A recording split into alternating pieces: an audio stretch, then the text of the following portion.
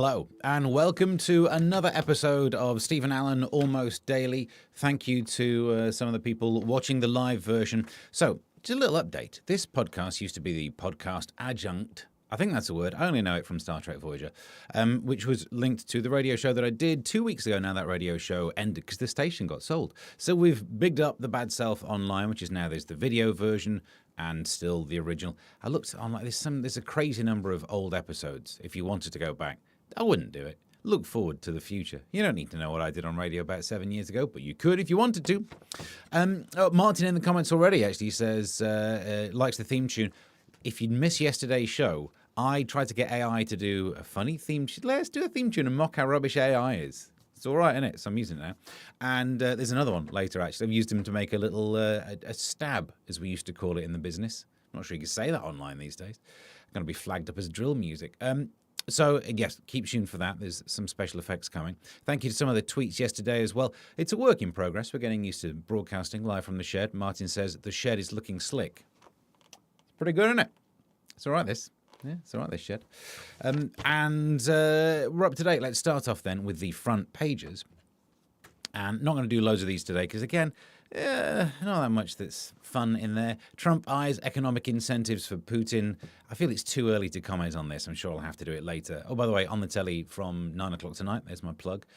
Hopefully this gets all sorted. I did say the other day, we had, if you recap what's happened with the situation with Russia and Ukraine, Putin thought it'd be over and done within a couple of days. It wasn't. Trump said he'd end it in a day. Didn't. Zelensky said he'd keep going, has done. So I'm just saying that's got some weight to it, hasn't it? There's some empirical evidence. Scientists use AI to create superbug-killing antibiotics. Good, if you believe them. There's been loads of stories about how AI is going to kill us all. I've been repeating those a lot because that's kind of what I do. And my big worry is that they were going to find some sneaky ways. Look, we know not to leave them in charge of the nukes because we've seen Terminator. We know not to, make them into fighty robots because they'll come and fight us. And now they're saving us with their antibiotics. Are they? Or have they realized AI can now go, yeah, take this drug. Yeah, that's safe. I was wiped out in a few weeks, wasn't it? And peer pressure from Farage for first reform lords. I don't care about that. Moving on to the front page. There aren't many front page newspaper review podcast show things that will have the honest, I don't care about that. The Daily Telegraph has Zelensky doing some coffee drinking. Me too. He's got a bigger one than me. That's not fair, is it? The West must not be cowed by Putin. I'd like that if we weren't. That feels like a thing I'd be okay with. Universities putting bums on seats as high A-level grades rise. I suppose they need it because they're very much a business now, aren't they? And they're a failing business because they can't make all that money from international students. A controversial thing, this is probably a safe space where I can say it. If you're going to watch this stream, you're not going to be too upset. Isn't it amazing that that students have got cleverer again? Year after year, you look at the exam results, and these kids, COVID notwithstanding, have just got cleverer and cleverer, and you'd have to be some kind of a hater to come up with any other mathematical analysis of that situation. So I daren't say anything else, I get in trouble. And the front page of the Daily Mail, I'm not sure if we've got the fat jab story in the pile of newspaper clippings later, but that's a worry. Fat jab price soars after Trump threat. I thought that was going to be the cure of all of our problems because there was a news story last week that they'd found a way of making it a pill rather than a jab. Anything that you can crush up and sprinkle in people's food would be a great way to solve this because if there's one thing we know about fat people is they eat food. So we could have done that, but no. But then I was reading inside the Daily Mail today, actually, prepping for the show, and it costs about 200 quid or something to get the jabs over here. It's £800 in equivalent money in America. And that's going to go down in America, but up for us. I don't like that it'll go up for us, but I like that it'll be cheaper in America. Who needs more fat-reducing drugs, the UK or America? So I think, actually, that'll be absolutely fine. And a swift change of image as Taylor unveils racy new look. It does look quite racy, doesn't it? I think I'd look quite racy if I was... She looks like a pearly queen who forgot the inner layer. Do you know what I mean? But no, looks good. I'm not even sure. Is that a bit of hair, or is there something that wouldn't be allowed on Instagram there? Is she? Is it cold in that room? All right, there we go. So there's the front pages up to date. Now we go inside the news. which means we get to do this. Let's get inside the news. Was there video jingles? So we start off today randomly picking up from the pile. Oh, what a great one to start with. Labour councillors been pressured into ditching plans to impose a 20% fat tax on wider burials. Very much links to the last story, I suppose, doesn't it? That if you pay extra for the fat jabs, you might be able to get a cheaper grave, but not really sure that's the best incentive to get people to lose weight. Do you know what I mean? It's difficult to find the motivation to shed the pounds. I don't think, well, your funeral will be cheaper. It's not the way to do it. No, I'm not necessarily sure I like this. The U-turn comes after the City of Wolverhampton Council was accused of discrimination. I don't want to be too indelicate, but it does feel like you could make them fit. You know what I mean? There's a time when if you're very, very large, maybe go for cremation or just be okay with having bits put in the wrong order. I wouldn't care. You could pack me down there however you want. I'm not going to mind whether I'm still attached in the correct order or not. Do you know what I mean? So I'd have to have a very long grave, but a very thin one would be possible. That's what I've dreamed of all along. That's that story. Also let's have a look. I think this is a Daily Mail one as well. Fat jab equals narrower grave, says Martin. Space saver. Yeah. This is because it's the other story, isn't it? That we're running out of space for people to be fitting all the graves. Let's make everyone thinner. Selling Britain's biggest water company to a Chinese-owned firm would be a national security threat, US politicians have warned Labour. The only reason I mention that is it's exactly what I said on the podcast yesterday, a day before your Daily Mail goes through. If you want the news, don't go to the Daily Mail. What do they know about anything?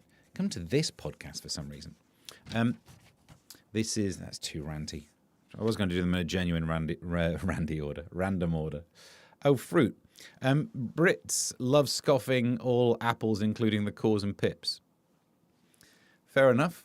I mean, I can't judge too much because I thought I was a wrong un for how I do kiwi fruit. I feel I should explain.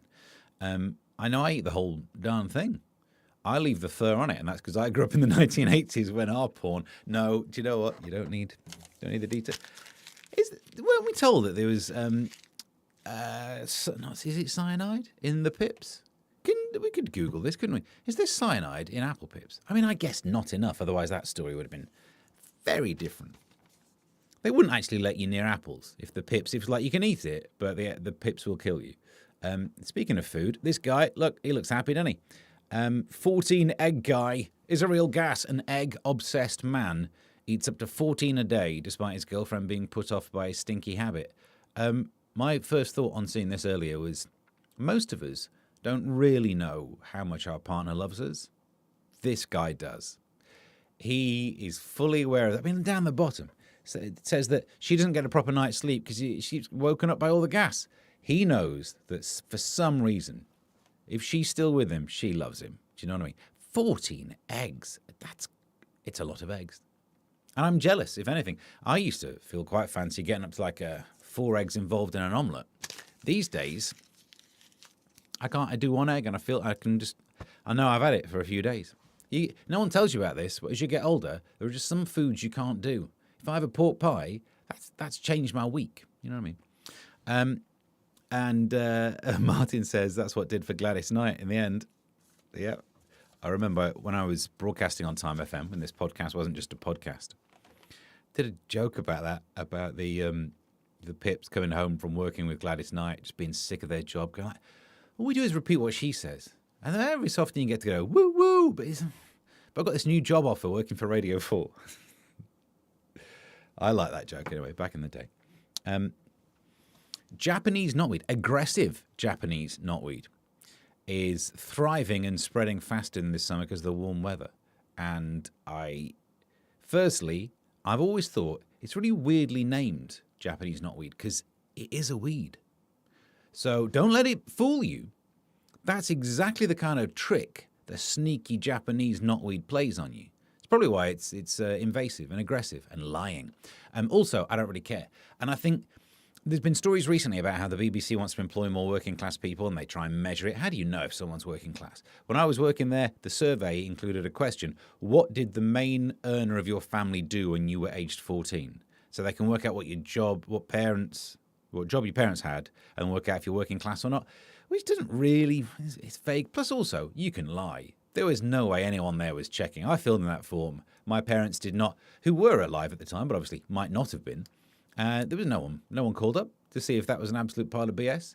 If you want to know if someone's middle class, do you care about Japanese knotweed? I've never met a working class person who's heard of it, and yet some of the middle class people, I've done some writing stuff for Radio 4 recently, so rubbed shoulders with the middle class. They were all very upset about Japanese knotweed. They're probably more upset that it's called Japanese knotweed because they probably feel terribly awkward. But xenophobic, you know what Radio 4's like. Are you enjoying this summer? Well, not anymore. With a doctor telling us to not get heat hangovers. The Met Office predicts temperatures will reach up to 31 degrees. It's a scorcher, which means get ready for the newspapers having pictures of ladies in a park or on a beach. I'll get you up to date on those. And while the hot weather is great for a tan or a day at the beach, it says here, there's major health risks to be wary of. The typical symptoms reported after a hot day mirror those of an alcohol-related hangover. So you get the hangover without the drink, which kind of means you're going to drink, aren't you? If you're thinking, it's so hot today, I'm going to wake up tomorrow feeling hungover, might as well be hanged for a sheep as a lamb. That's what I'm going to do.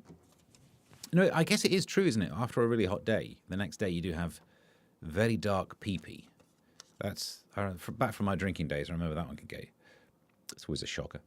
It's not the worst thing that can happen, is it? The worst thing we all know is you eat beetroot and then forget about it. The next day... in fact, that's a good point. Martin says, was our victory over Japan for nothing? Yeah, that Japanese knotweed story, that's an awkward day to do it on. I feel like I'll probably have to release an apology later. Yep. A bishop caught on video wearing women's knickers and a wig claimed he was working undercover. I guess he was. He certainly wasn't in uniform. I'll give you that. Also, where's my fancy new pen? I'm just going to write that down. There's an excuse. Not that I spend a lot of time in wigs and knickers, but it's just good working undercover. Yeah, because as a bishop, so you can't always just go all fully dressed up. Sometimes what you need to do is dress down, inveigle yourself into a group, and then spread the good word. And I guess by the way he was dressed undercover, he wasn't just hanging out around the local Costa. He was in some pretty interesting groups. Probably not just spreading the word. I'll move that to one side. And we've done that one. Hang on. I'll go back into some of the ranty ones. Back into... This is probably the Mail as well, by the looks of it. Few things rival the comfort of homemade pudding after a family dinner, but the British desserts such as the rhubarb crumble and the treacle sponge are on the verge of extinction. I think it's because they're not good desserts. Man alive, I'm kicking it off online today, aren't I? Whatever the last one that I said was, I can't even remember now. I said something controversial. It's basically just another bread course, isn't it? The crumbly thing. No, because when you go out and you've done the right thing, you've had something with vegetables, you've got your protein, and then dessert menu, you're not going to go, oh yeah, I'll have a little bit of sweet kind of basically bread. Cake is basically sweet bread.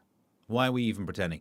You can't call it that because sweet bread, thanks to some bizarre food naming culture, is testicles or glands or something. I don't know. I didn't find out which. I didn't ask. Because it's an embarrassing question to ask a waitress, isn't it? Your sweetbreads, are they testicles? Somehow it's the old joke of, no, my trousers are too tight, but this is not the... It works for the do you have frog's legs joke, but do you have testicles to a waitress? There's something in there. All right, maybe we are doing more sketches on this podcast. But no, it's not good. It's not as good as just having the desserts that are, can you just bring me chocolate in my face? Can we do a triple choc? Whatever it is, if you put triple at the front, it's 100% chocolate. There is no way you can get more chocolate in there, but call it triple choc, just bring it straight to my face, and I'll do some chocolate. Crumble. It's not even a positive word, isn't it? That's what happens to churches. It does when their vicars go around dressed like that all the time. No, it's just the way I walk. You're right. That's the punchline, says Martin in the comments. Do you have sweetbreads? It's just the way I walk. Telly hardman Jason Falk says he was, when he was getting shot at in SBS, he wanted his mum. Listen, I'm up for using a human shield as much as the next man. And we've all had interesting childhoods, but that seems harsh, doesn't it?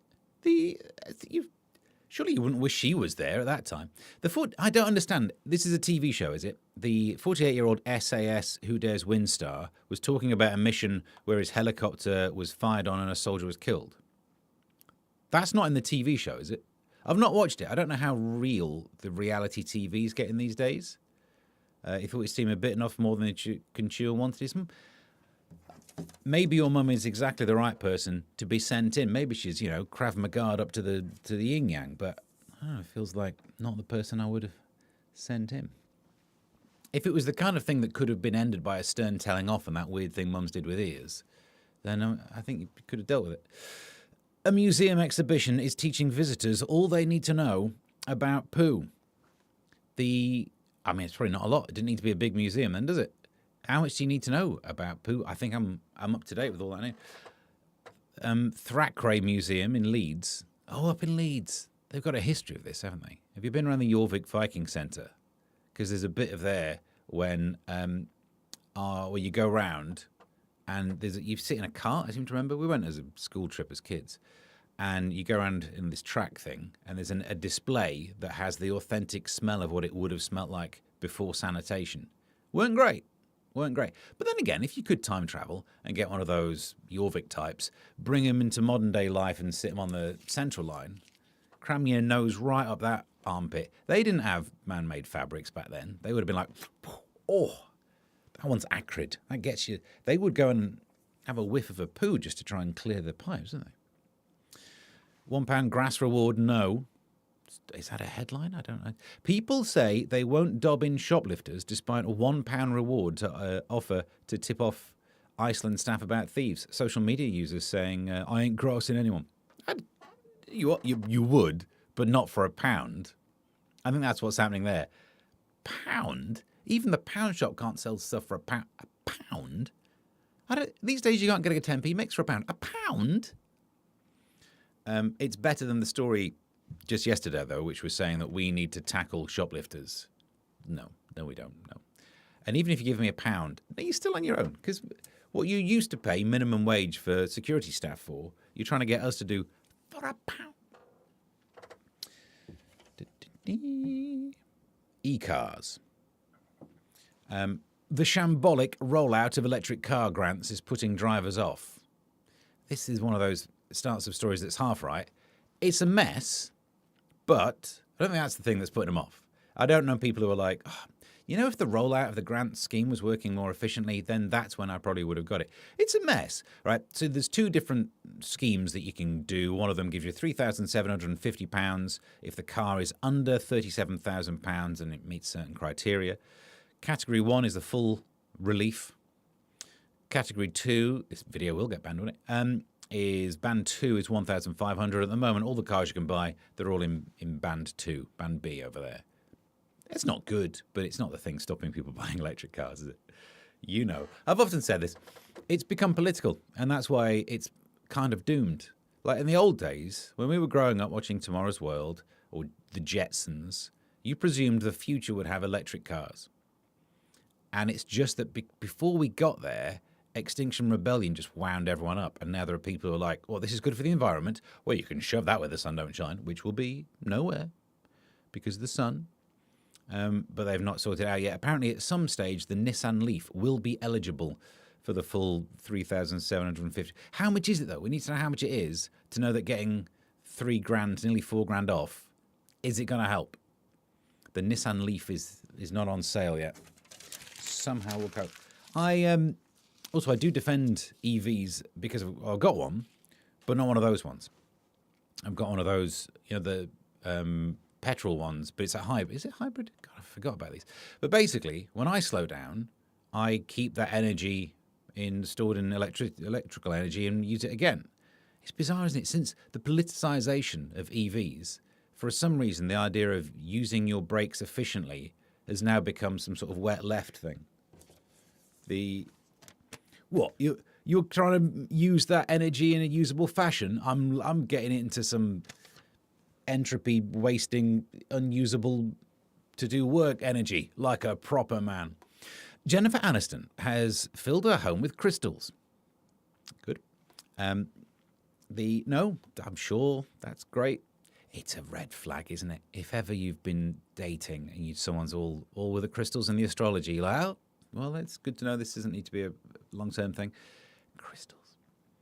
Because the people who get into crystals then start talking about energy, and then they can't define energy. They barely even define a crystal. Don't get me wrong, I love a crystal.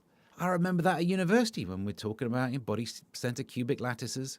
Oh, all of that. We did all the different lattice structures. Face center cubic, body center cubic. I can't remember all of them. But there was never one that was like, and this one's really good to calm your inner peace. Maybe I didn't stay at university for long enough.